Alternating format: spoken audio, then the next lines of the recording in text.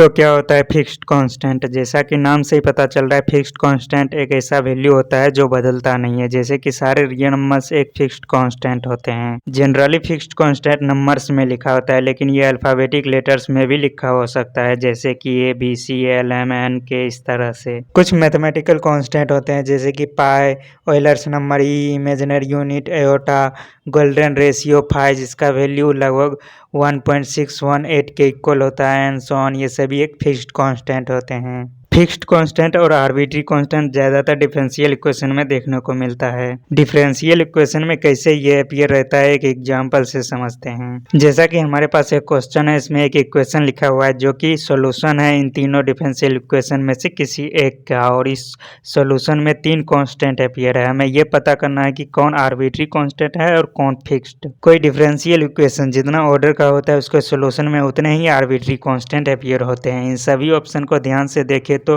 तीनों differential equation second order का है, इसलिए तीनों डिफरेंशियल इक्वेशन के सॉल्यूशन में 2 ही आर्बिट्री कांस्टेंट अपीयर हो सकते हैं। और जो हमारे पास सॉल्यूशन है, इसमें 3 कांस्टेंट है। इसका मतलब इस तीनों में से कोई 2 आर्बिट्री कांस्टेंट है और एक फिक्स्ड।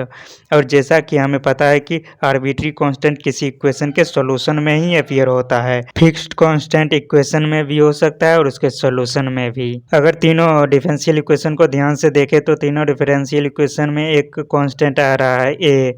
अगर ए आर्बिट्री कांस्टेंट होता तो सिर्फ डिफरेंशियल इक्वेशन के सॉल्यूशन में ही अपीयर होता, पर ये डिफरेंशियल इक्वेशन में भी अपीयर है, इसलिए यहाँ ए फिक्स्ड कांस्टेंट हो जाएगा और बाकी जो 2 कांस्टेंट बचा एच और के, ये दोनों आर्बिट्री कांस्टेंट हो जाएगा। तो इस तरह से फिक्स्ड कांस्टेंट आप पहचान सकते हो। तो इस वीडियो में इतना ही, मिलता है अगले वीडियो में बहुत जल्द।